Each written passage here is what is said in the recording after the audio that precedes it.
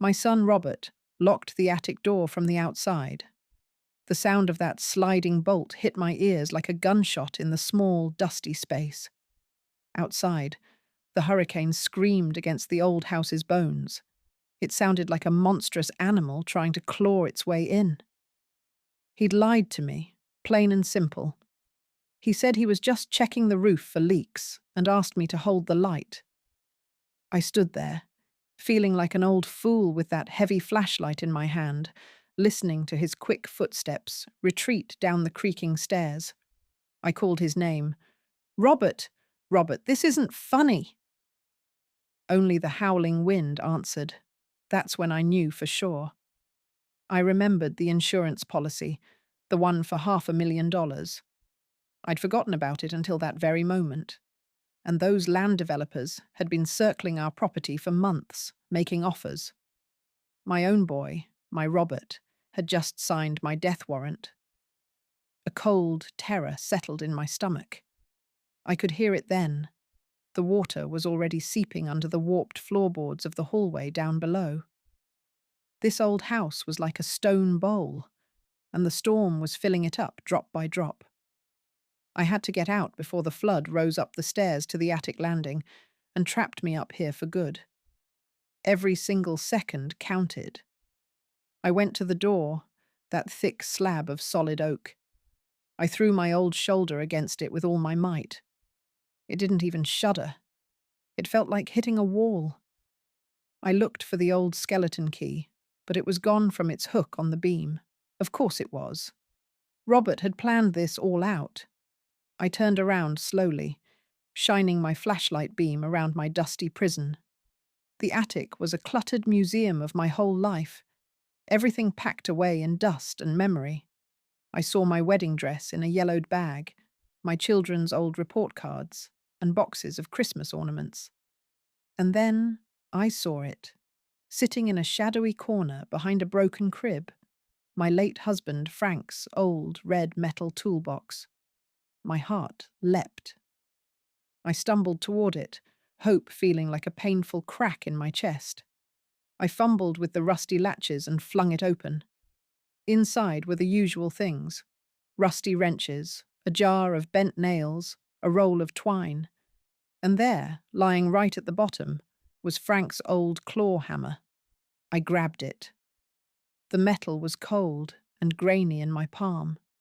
I rushed back to the door, aiming for the space right next to the heavy lock plate. I took a breath and swung. The impact made a hollow knock that was instantly swallowed by the storm's rage. I swung again, harder. A small splinter of wood flew free. I was making a hole. On the fifth frantic swing, with a terrible dry crack, the hammer's iron head snapped clean off the old wooden handle. It spun away into the darkness behind me. I was left standing there, just clutching a useless, splintered stick. From downstairs, the rising water gave a wet, gulping sigh as it climbed another inch. I was running out of time, and now I was running out of tools, running out. The hammer handle was just a splintered piece of firewood now, useless in my hand. I dropped it, and the sound was swallowed up by a deeper groan from the house's bones. The water was definitely rising. I could hear it sloshing below my feet, a hungry, gulping sound that set my heart racing. I had to find another way down, and fast. The attic had just one small gabled window, all filth-caked and painted shut decades ago. It faced the side yard. I stopped staring at the blocked door and fixed all my hope on that dirty window. Breaking it would let the storm right in, but it would also let me scream, maybe signal for help. If anyone at all was out there in this roaring hell, I'd be exposed, cut by glass, and battered by the wind and rain. But it was still better than drowning quietly in the dark. I wrapped my right hand tightly in the sleeve of my cardigan, made a fist, and punched the window's bottom pane. The glass was thin and old. It shattered outward with a surprisingly delicate tinkle, like wind chimes. Then the hurricane rushed in. a solid fist of wind and stinging rain that knocked the breath clean from my lungs. I leaned into the opening, blinking hard against the torrent. The world was pure chaos. Flying leaves, blinding sheets of rain, the howl of the storm. Our old oak tree, its limbs thrashing wildly, was maybe 10 feet away. One thick branch arched kinda close to the house. An impossible, insane idea formed in my head. I could never jump that far, not with these old knees. But then I remembered. I saw the roll of twine in that old toolbox. I could make a rope. I pulled myself back inside, shivering and soaked already. The twine was brittle, but maybe 30 feet long. I tied one end as tight as I could to the leg of the heavy, cast-iron sewing machine table near the window. My mama's table. I fashioned a clumsy loop at the other end, a lasso for a tree branch. Lord, what was I doing? I flung the loop out into the maelstrom. The wind took it, slapping it uselessly against the siding. I tried again and again. My shoulder ached with a deep, familiar pain. On what must have been the 7th try, the loop finally sailed over the thrashing branch and fell. I pulled.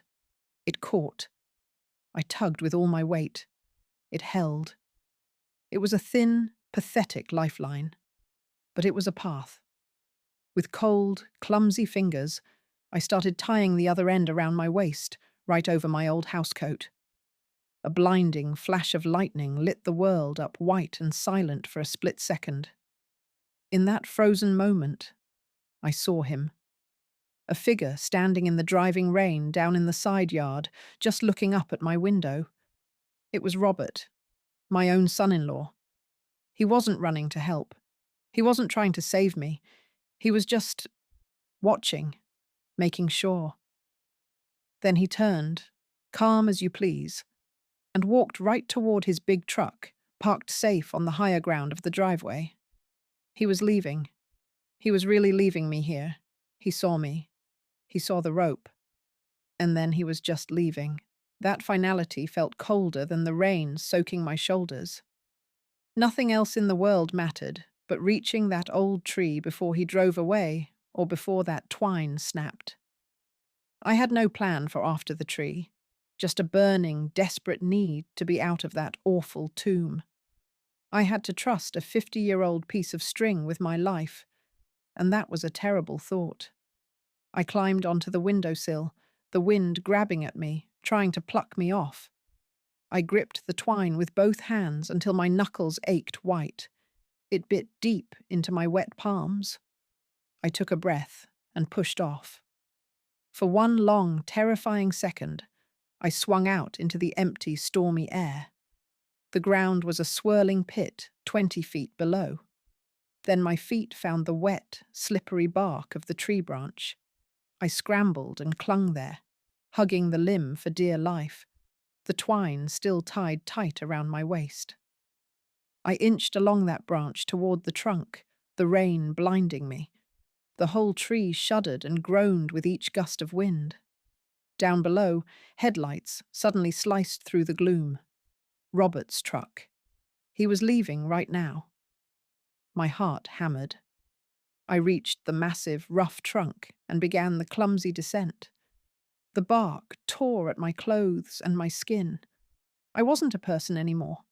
I was just a clumsy, panicked animal, all scrapes and fear. I fell the last 8 feet, landing hard in a soggy flower bed. The air punched right out of my lungs.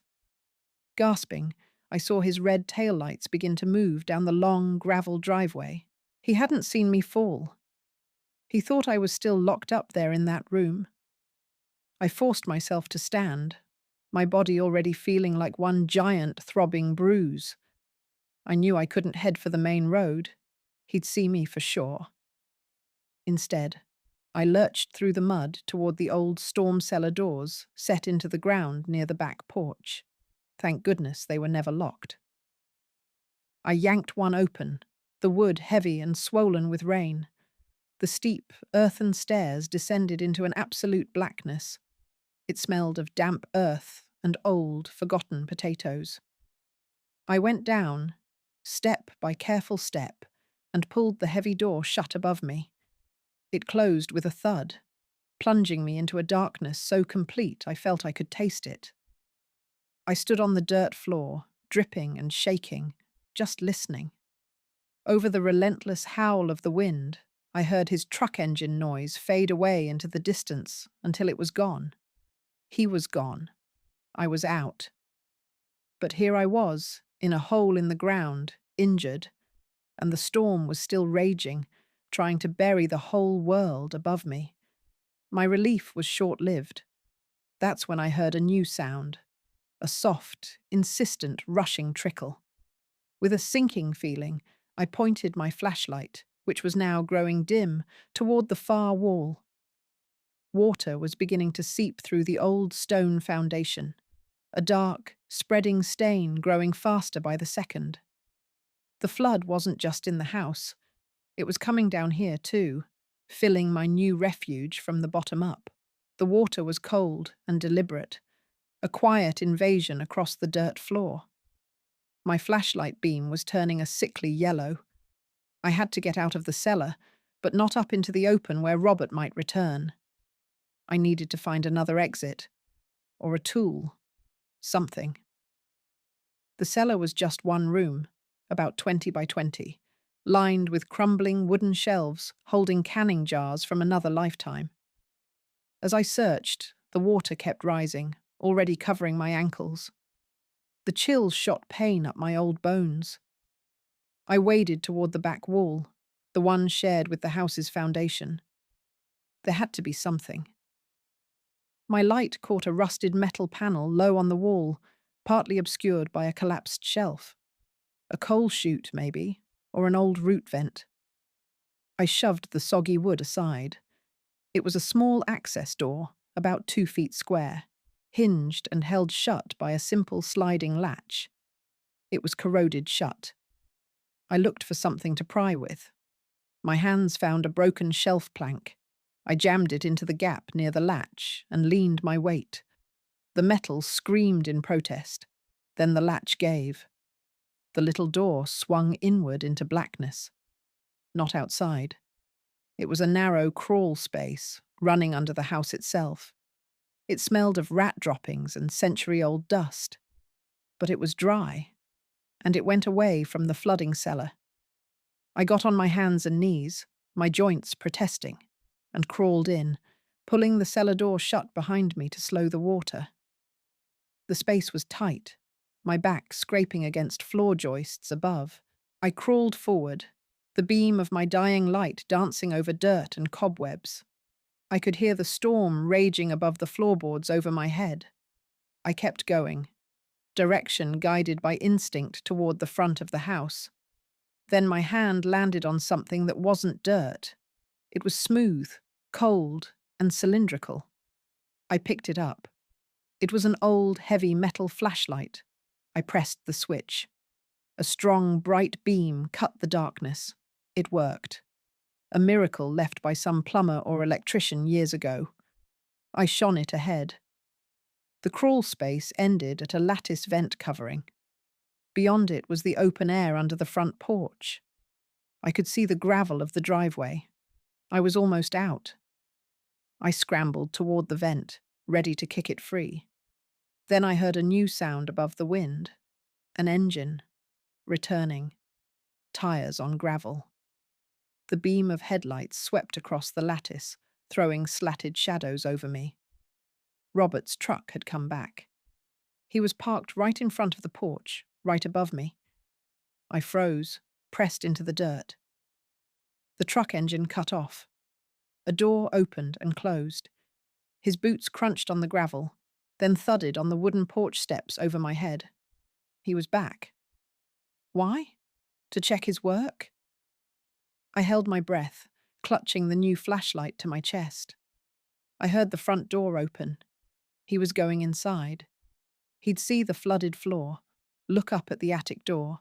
He'd see the broken window, the rope. He'd know I was gone and would come looking. I had to get out from under the house, I waited until his footsteps moved inside and the door was left open. Then I army crawled to the plastic lattice vent. It was old and brittle. I pushed with my foot. It gave a little, then stuck. I pushed harder. With a crack, it popped free and fell onto the gravel. It sounded so loud to me. I listened. No shout from inside. I wriggled out under the porch, then rolled onto the gravel. The rain poured down. I was exposed. I scrambled on hands and knees around the porch corner, putting it between me and the door. I crouched behind a thick azalea bush. The living room window was right there. A light moved inside. Robert's flashlight. He shone it at the staircase. The water in there was probably knee-deep. His silhouette paused, then turned toward the stairs. He was going up to the attic. He'd see my escape route. He'd know I was loose outside. I had to move. But where? My car keys were in the kitchen. The woods were a drowning maze. Then I remembered the old garden shed at the back of the property. It had a lock, but I knew where the key was hidden. Inside was my grandfather's old CB radio, a relic he used for weather. It might still have power from his solar charger. It was a long shot, but it was a direction. I started to creep back, keeping the bush between me and the window. My hand landed on a smooth, heavy stone in the mulch. I picked it up without thinking. It was a solid weight in my hand. As I turned to run, Robert's flashlight beam swept across the window. For a split second, it lit up his face. He wasn't looking out. He was looking at something in his hand, turning it over. It was the broken head of the claw hammer. He'd found it in the attic. He knew I'd fought back. His face, in that glimpse, wasn't angry. It was calm and calculating. He pocketed the hammerhead and turned from the window, his light moving toward the stairs. He was coming back down. I ran, the stone still clutched in my hand like a promise. I ran through the lashing rain, breathless. The stone in my hand was a heavy, useless comfort. The garden shed was 50 yards away. Each step in the mud was a fight. From the house, I heard a shout. Robert had seen me. My only thought was to get to the shed, get the key, and try the radio. My body screamed, my knees, my lungs, my old hip. I couldn't stop. If he caught me out here, it would be over. I reached the shed and leaned against it. The rain beat on the metal roof. My numb fingers found the loose brick and pried it up. The key was there. I fumbled it into the padlock. It clicked open. I slipped inside and shut the door. It was dark, smelling of gasoline and damp. I found the old CB radio under a tarp. I yanked the tarp off. The solar charger should have worked. I flipped the switch. A small red light glowed. Thank God. I grabbed the microphone, hands shaking. Mayday, mayday. This is Evelyn at the old Henderson place. I'm trapped. My son is trying to kill me. Please, anyone. I released the button. Only static hissed back. I tried again. More static. The storm was drowning the signal. Then, a voice crackled through. Faint, but clear. Say again, Evelyn. We copy. What's your location? My heart leapt, but a shadow blocked the grimy window. A flashlight beam played across the glass. Robert's voice was right outside the door. Mom? I know you're in there. Come on out. It's dangerous. I froze. The radio voice came again. Evelyn, we're sending help. Hold tight. Help was minutes away. Robert was seconds away. I looked for another exit. There was none. Then I saw my grandfather's old fishing gear. A sharp, heavy gaff hook. I dropped the mic and grabbed it. Robert rattled the door handle. Mom, don't make this harder. The water's rising. Let me get you to safety. His lies were smooth. I backed into a corner, holding the hook. The door shook. Then the rattling stopped. Silence, then a scraping sound, something being dragged against the door. He wasn't coming in. He was locking me in from the outside. I rushed to the door and pushed. It held firm. He was barricading me inside. Trapped again. But this time with a radio that had just called for help, and no way to tell them I was about to be buried alive. The barricade thudded into place, shaking the shed. Robert was sealing me in. I pushed against the door, but it was no use. He'd wedged something heavy against it, probably the log splitter. I was trapped, but this time with a working radio. The voice had said, help was coming. I had to stay alive. My hope was running low in the dark, confined space. I could feel Robert outside, and now I could hear water seeping under the door. The dirt floor was starting to pool. I went back to the radio. The red light was on. I grabbed the mic. Help. I'm barricaded in the garden shed. My son has locked me in. Please hurry. The response was quick. Copy, Evelyn. Sheriff's dispatch. Units are en route, but roads are flooded.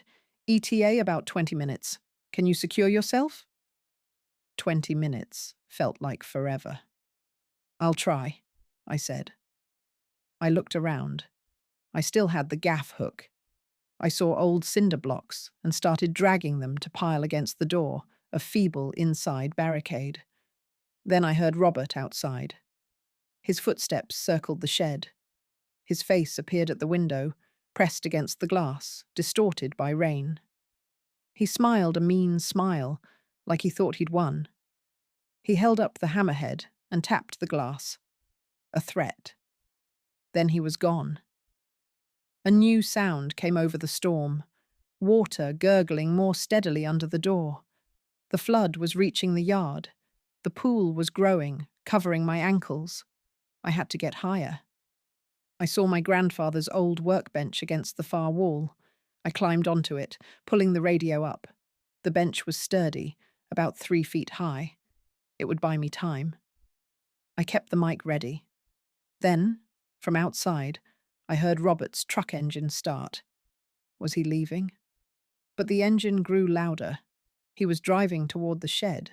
I saw headlights through the window, beams swinging. He was going to ram it. I keyed the mic, my voice tight. He's in his truck. He's coming toward the shed. The dispatcher was calm, but urgent. Evelyn, get away from the walls. Brace yourself. I crouched on the bench, clutching the radio. The engine roared. The headlights filled the window. Then a loud screech and a thud. The shed shook, but held. I peered out. Robert's truck had slammed into the old metal water tank beside the shed, not the shed itself. It was stuck, water gushing out. He'd missed. He threw it into reverse, wheels churning mud, lining up for another try. But as he backed up, his headlights swept across 2 sets of headlights cutting through the rain. Sheriff's cars. They were here early. Robert saw them. His truck stopped, idling. He was trapped. I felt relief. But then his door flew open. He jumped out and started running, straight for the shed door. He was coming for me. One last time. Robert lunged at the barricade, clawing to yank the log splitter free. He was desperate. From my perch on the workbench, I saw his shadow through the door gaps. The sheriff's lights were close. Voices shouted, "Freeze!" But he ignored them. He got the splitter loose and threw it aside. The door burst open and he stumbled in, soaked and wild-eyed. The water was knee-deep. My only purpose was to survive the next minute. I had to face my son, who wanted me dead. He was blocking my exit. He saw me on the bench with the radio. "You bitch!" He spat over the storm. He waded toward me, slowed by the water. I held out the gaff hook. "Don't come any closer." My voice was steadier than I felt. He laughed. "Or what? You'll stab your own son?" The deputies were at the entrance now. Hands up! One yelled. Robert glanced back, then turned to me. His look shifted to pleading. Mum, please. Tell them it was an accident. Tell them you got confused. He was still trying to manipulate me. I saw the hammerhead in his left hand. I keyed the radio mic. He has a weapon. The hammerhead. Robert's eyes widened. He threw the hammerhead at me.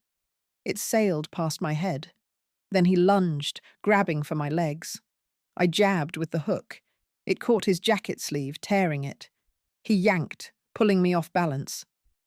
I fell from the bench into the cold water with a splash.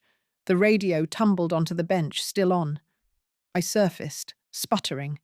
The water was chest high. Robert loomed, his hands reaching for my throat. He was going to drown me, but the water helped me. I was buoyant. As his hands closed around my neck, I kicked hard off a workbench leg. I shot backward out of his grasp. He stumbled forward, plunging face first into the water. I scrambled back onto the bench, gasping. Robert came up, coughing. The deputies were wading in, guns drawn. On the ground! Now!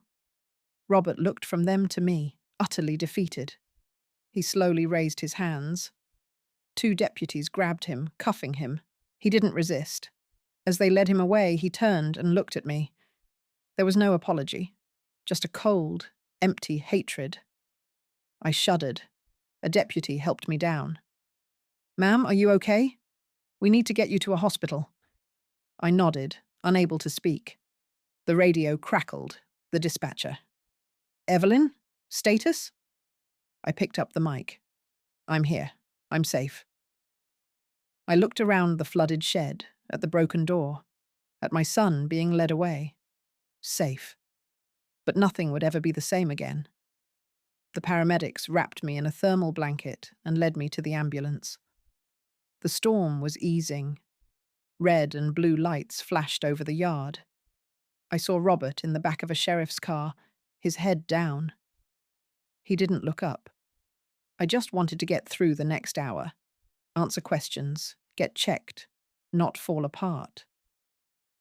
All I felt was a hollow ache where my family used to be. Inside the ambulance, a paramedic named Lisa took my vitals. You're bruised and in shock, but nothing's broken, she said, handing me water. Sheriff Miller climbed in. He looked tired. Evelyn, I need to ask you some questions. I nodded and told him everything. The attic, the cellar, the shed. When I mentioned the insurance and land developers, his face got serious. We'll look into that. We have enough to hold Robert. Then he asked, Is there anyone we can call? I thought of my daughter, Claire, in Oregon. We hadn't spoken in a year. My daughter, but it's late there. He said they'd contact her. Before leaving for the hospital, I asked to see the house. Sheriff Miller helped me walk to the flooded yard. The house stood dark, water halfway up the windows. It was dying. As I turned to go, I saw a glint in the mud by the porch. I walked over and picked it up. It was my wedding ring. I'd taken it off years ago because of my arthritis. It must have fallen during the chaos. I held it tight in my palm, a piece of my past, from when Frank was alive and my children were small. Back in the ambulance, driving away from my home of 40 years, I realized all I'd lost. Not just the house, but my son and my sense of safety. Lisa tried to talk, but I just stared out the window. Then Sheriff Miller's car pulled up beside us at a stop. He rolled down his window. Evelyn, Robert is asking to speak to you. He says it's urgent, that he has something to tell you about the developers. Do you want to talk to him? A cold knot tightened in my stomach. Was this another trick? I looked at the sheriff, then at the dark road ahead. I had to decide if I would hear my son's voice again. I told Sheriff Miller no. I didn't want to hear Robert's voice. Whatever he had to say could wait for a courtroom. The ambulance took me to the county hospital. They treated my cuts and gave me something for the shock. I got a private room with a deputy outside my door. I tried to rest, but my mind raced. I felt a deep, weary sadness. What would I do now? The house was likely a total loss. Early the next morning, Sheriff Miller returned. He looked tired. "Evelyn, we've been digging. Those developers work for a company called Coastal Holdings. Robert had a signed agreement with them. He needed clear title to your property. Your insurance policy was for a lot of money, with double payment for an accident. With you gone, he could pay his debts and sell the land." He gave me a photocopy. My son's signature was right there. I felt numb. "What happens now?" I asked. "Robert's been charged. He's not getting out. Your house is insured, but the company might investigate. We'll help you." He paused. "Your daughter Claire is on her way." Claire. I hadn't seen her in years. Later, I was sitting by the window when the door opened. Claire stood there, looking anxious and older. "Mom," she whispered. She came over and knelt, taking my hands. "I'm so sorry. I should have been here." I shook my head. "It's not your fault." And I meant it. We talked for hours. She told me about her life and her divorce. I told her about the storm and Robert. There was no anger, just grief and a bridge being rebuilt. That evening, after Claire left, Sheriff Miller came back. He had a small evidence bag. "We found this in Robert's truck." Inside was a waterlogged notebook. It was Robert's handwriting, with plans and phone numbers. On the last page was a list: attic lock, hammer, flood stages, insurance agent. A checklist for my murder. Seeing it written down finally broke something in me. I just felt empty. Sheriff Miller said, "This will put him away for a very long time. You're safe, Evelyn." I nodded. Safe. But looking at that notebook, I realized my revenge wasn't in confrontation. It was in surviving. It was in sitting in this room, alive, while he sat in a cell. It was in having my daughter back. The storm took almost everything, but it didn't take me. And that, for now, was enough. A week later, I was staying in a motel room with Claire. The insurance adjuster, a man named Gerald Price, wanted to meet at the property. He said it was a standard inspection. I knew it wasn't. Robert's charges were all over the local news. The insurance company would look for any reason not to pay. I just needed to get through the inspection, secure the claim, and use the money to start over. To do that, I had to face that house again. Claire drove me. The storm had passed, leaving a bruised sky and a landscape of wreckage. My house stood like a sad, soaked giant. The water had receded, leaving a tide line of mud and debris halfway up the walls. Gerald Price was already there, a thin man in a clean windbreaker, taking notes on a tablet. He offered a tight smile. "Mrs. Henderson, sorry for your troubles." We walked through the ruin. The smell was awful: mud, mold, and decay. He asked precise questions. "And you were in the attic when the flooding began?" I told him yes. "And your son was the one who locked the door?" I said he was. He made a note. "And you escaped via the window?" I showed him the broken pane, the rope still dangling from the tree. He took pictures. Then he paused by the back porch, looking at the cellar doors. "And you exited the cellar through the crawl space vent?" I confirmed it. He nodded. Ingenious. But his tone was flat. He finished his tour and closed his tablet. "We'll need the police report, of course, and the full medical evaluation. Given the criminal circumstances, the underwriters will scrutinize this closely. Arson and fraud departments may be involved." He looked at me directly. "Sometimes, in family disputes, stories get Complicated. I felt a chill. He was suggesting I might have been part of it. Claire stepped forward. Are you accusing my mother of something? He held up a hand. Just stating procedure. We'll be in touch. He walked to his car and drove away. I stood there in the mud, feeling accused all over again. Claire put an arm around me. They can't do that.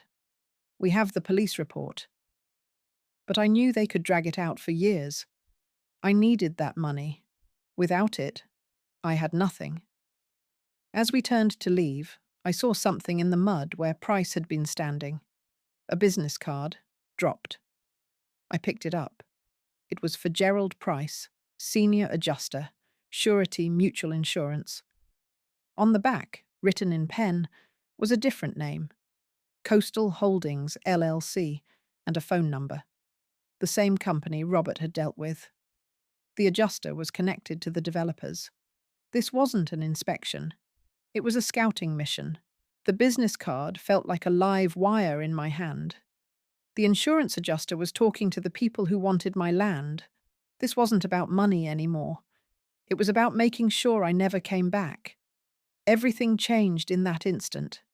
I had to prove the connection and protect myself from being framed. It meant diving back into the mess I'd just escaped.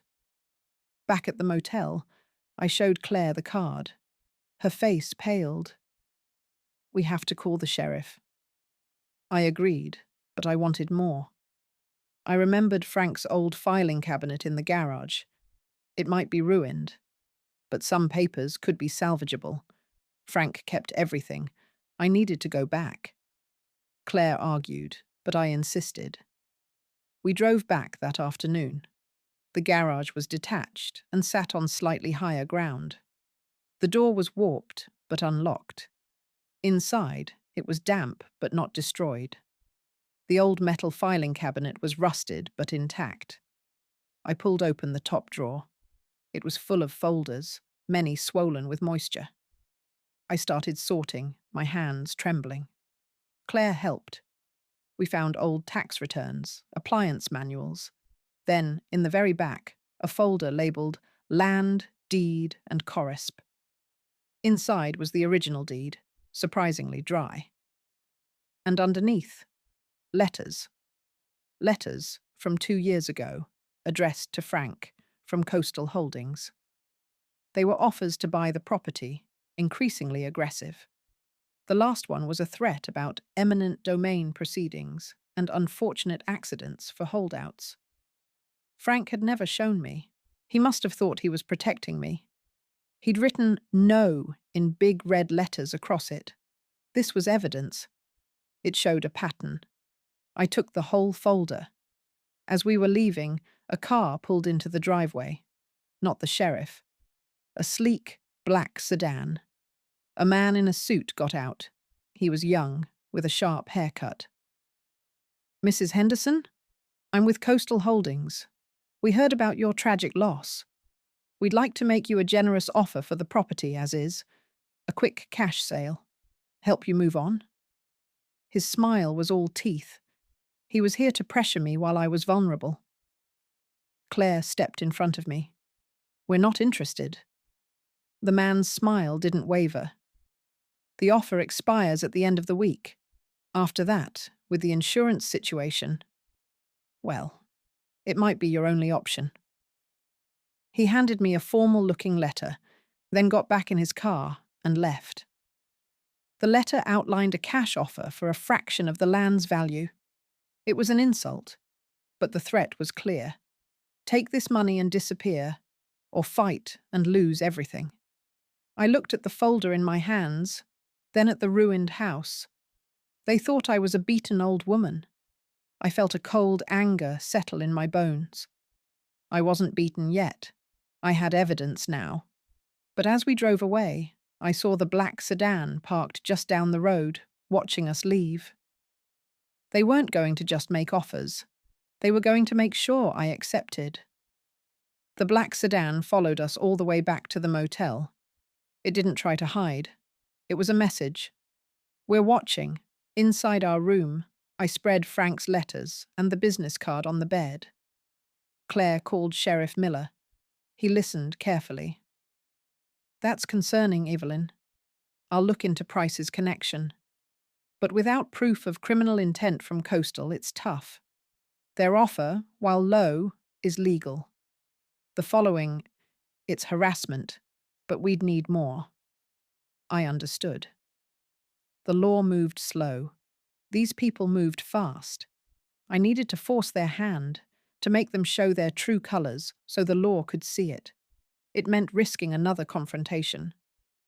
I decided to call the number on the business card. Claire watched, worried. A man answered on the second ring. Price. I used a tone I hadn't used in years, the one I used for telemarketers. Mr. Price, this is Evelyn Henderson. You dropped your card. I found the note on the back for Coastal Holdings. Care to explain? There was a long silence. Then he said, I have no idea what you're talking about. That must be an old note. My dealings are confidential. He hung up. It was a denial, but his pause said everything. I looked at Claire. We need to get this to someone beyond the local sheriff, someone who investigates insurance fraud. I remembered a news segment about a state investigator who took on corrupt developers. I found the name online, Martin Croft, with the Department of Financial Regulation.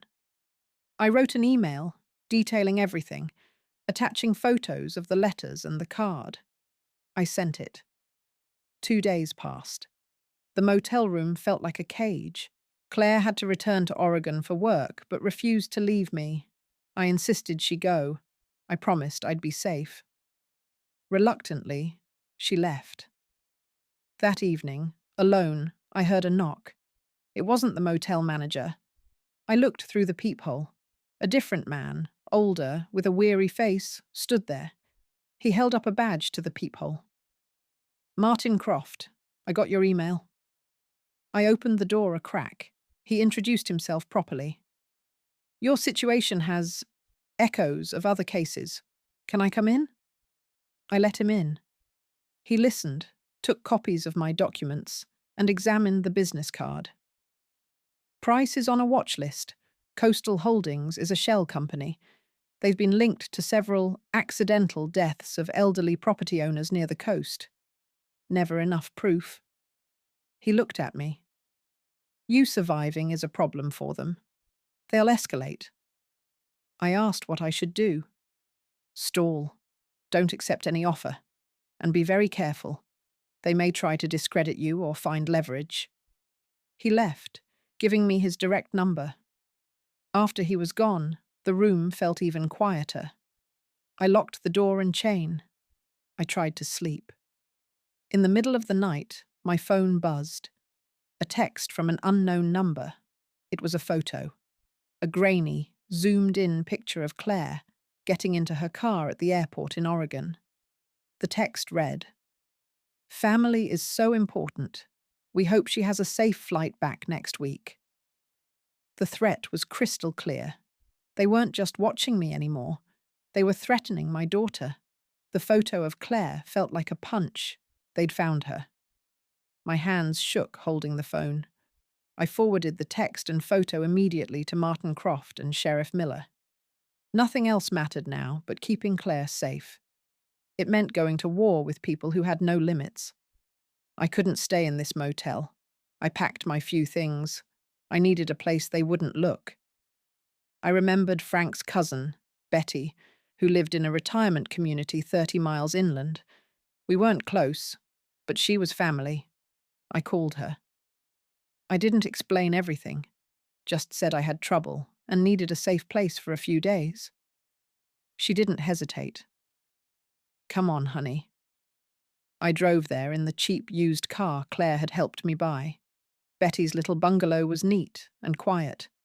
She asked no questions, just made tea. I felt a pang of gratitude. From there, I called Claire. I told her about the photo. She was terrified but angry. I'm coming back. I ordered her not to.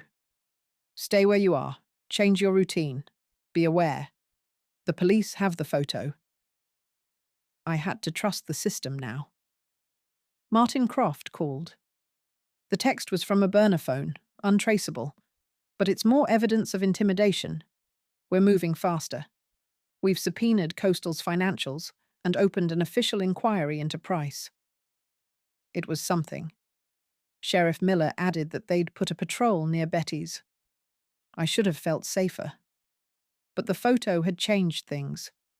They knew how to hurt me.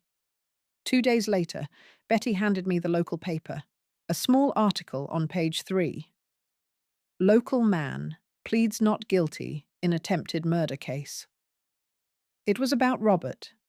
His lawyer was arguing that he was mentally incompetent, influenced by outside parties. The lawyer mentioned predatory land schemes. They were setting the stage to shift blame to Coastal, maybe to cut a deal. I felt sick. Robert was still trying to save himself, even if it meant pointing a finger at his partners.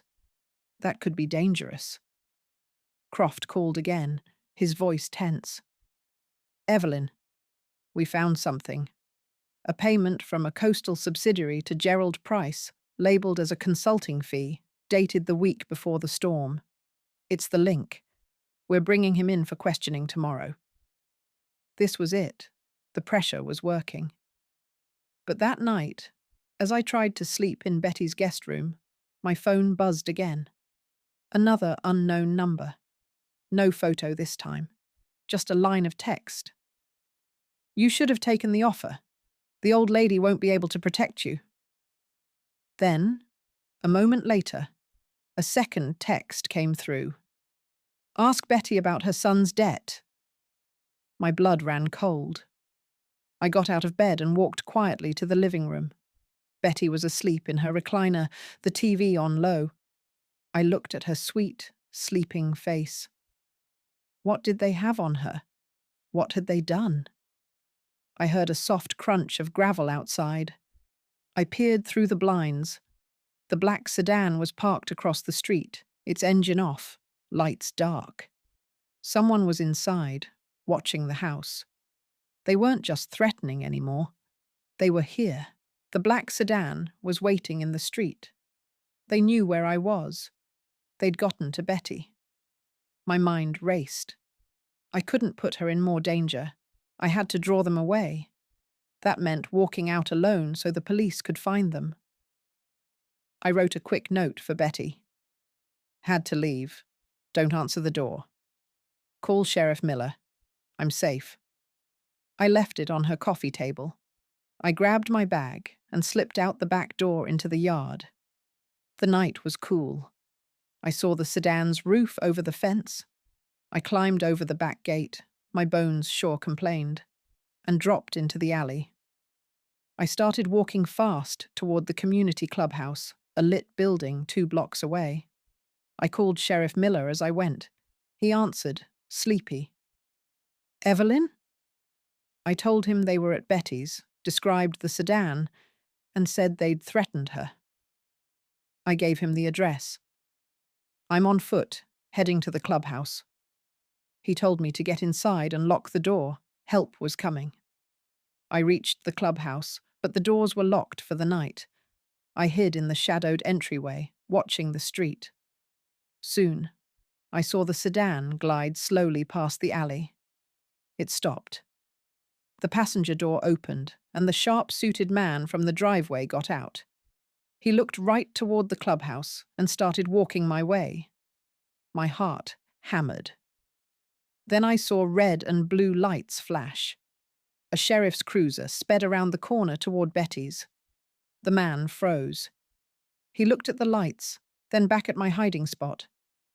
He raised a hand and pointed a single finger at me, a promise. Then he got back in the sedan, and it sped away before the cruiser could see it. The deputy checked on me and Betty. She was scared, but okay. She confessed through tears that her son had gambling debts. Some nice men had made them disappear a month ago. They'd just called to collect the favor, my location. She was devastated. I held her. They'd used her, just like they used Robert. The next morning, Martin Croft called. Price is in custody. He's talking, trying to make a deal. He's implicating Coastal's CEO in fraud and coercion. It's a major break.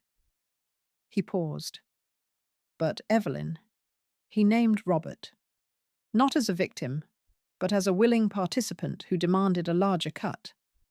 The plot was Robert's idea. Coastal just provided the opportunity.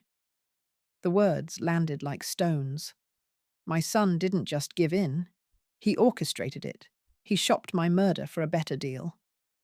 The last tiny hope that he was manipulated died. It was all him. Croft said, "With Price's testimony, we're issuing warrants. This is almost over." I thanked him and hung up. I sat in Betty's quiet kitchen. It was almost over. The developers would fall. Robert would go to prison for good. I'd get the insurance money and the land.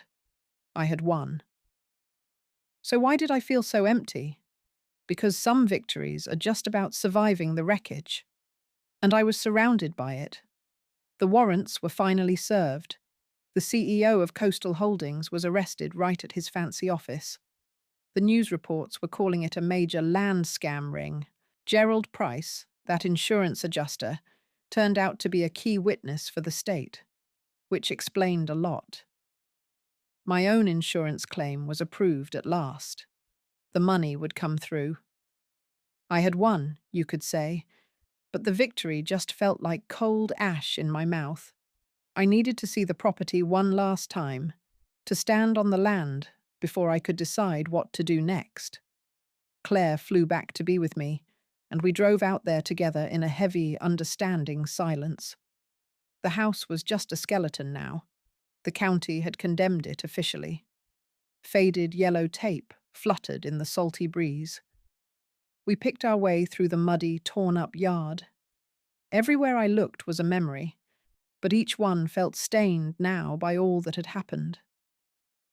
I saw the attic window, still shattered, the shed door hanging crooked on one hinge, the old tree with the frayed rope swing. Claire reached for and held my hand tightly. "What do you want to do, Mum?" she asked softly. I truly didn't know. I could never live here again, not after everything. But just selling it outright felt like letting them win in a different, quieter way. As we stood there in the quiet, a familiar black sedan came rolling up the driveway slowly. It wasn't the sharp-suited man this time. An older woman got out. She wore a serious, professional pantsuit and carried a leather briefcase. She didn't bother with a smile. "Mrs. Henderson," she said. "My name is Amanda Reed. I represent the completely new board of directors at Coastal Holdings. We are aggressively severing all ties with the previous management." She handed me a crisp business card. Then she offered a sealed envelope. "We wish to make amends.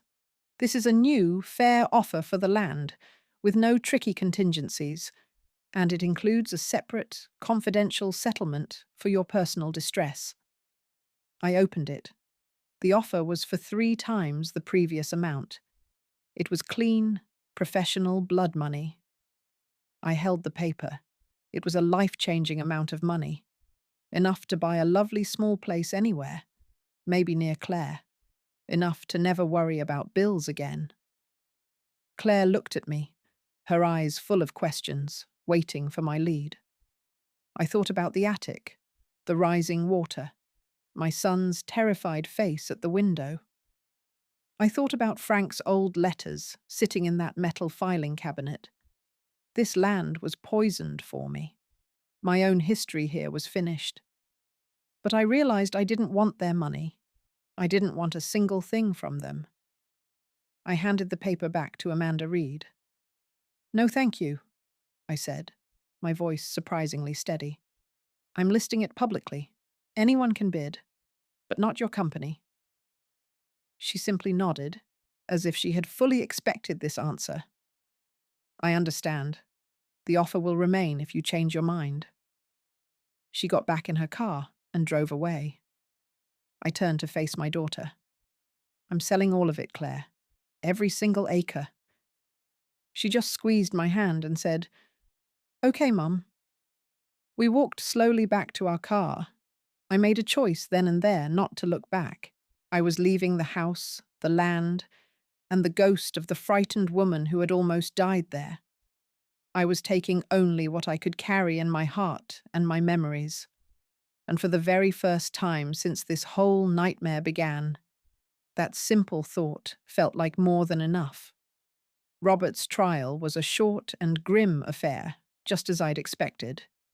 He ended up taking a plea deal. His lawyer tried to argue he wasn't in his right mind, talking about diminished capacity, but it didn't do any good. The evidence against him was simply overwhelming. They had that awful notebook, and David Price's testimony, and all the financial records laid out for the judge to see. The judge wasn't swayed by any of the excuses. I made the choice not to attend any of the hearings myself. My granddaughter, Claire, went in my place. She would come back each day and report to me in this calm, detached voice she used for difficult things. I appreciated that more than I could say. I didn't want any more drama or hysterics. I just wanted the whole terrible business to be over. On the morning of his sentencing, I sat in my friend Betty's living room, waiting for Claire's call. The sun was shining brightly outside the window, which felt strange for such a dark day. Betty was quietly knitting in her armchair, giving me the space and the silence I needed. When my phone finally rang, Claire's voice was soft. "It's done, Grandma," she said. 25 years, with no chance for parole. He didn't say a single word when the sentence was read. I thanked her and hung up. And I waited to feel something, relief or maybe a pang of sorrow for the boy he once was. But I felt nothing at all.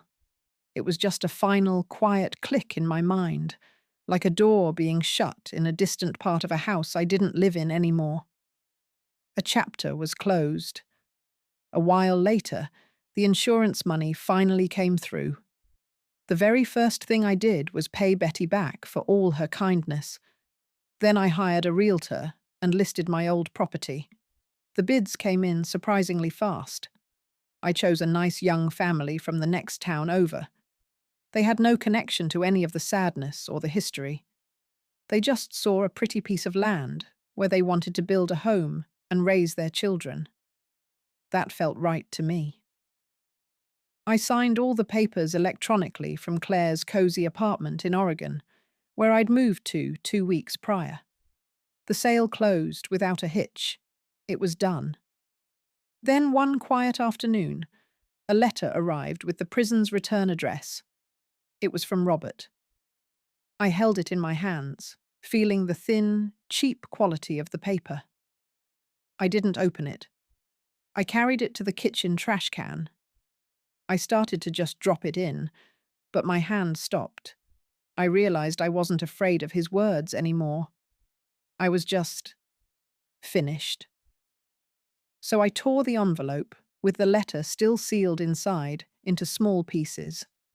I tore it again and again until it was just confetti, and then I let the pieces fall from my fingers into the bin. That was my only answer. Claire came into the kitchen then and saw me standing there. She didn't ask a single question. She just smiled softly, put the kettle on for tea, and got out 2 mugs. We sat at her small table, drinking our tea and looking out at her little garden. It was so quiet. The long, exhausting war was finally over.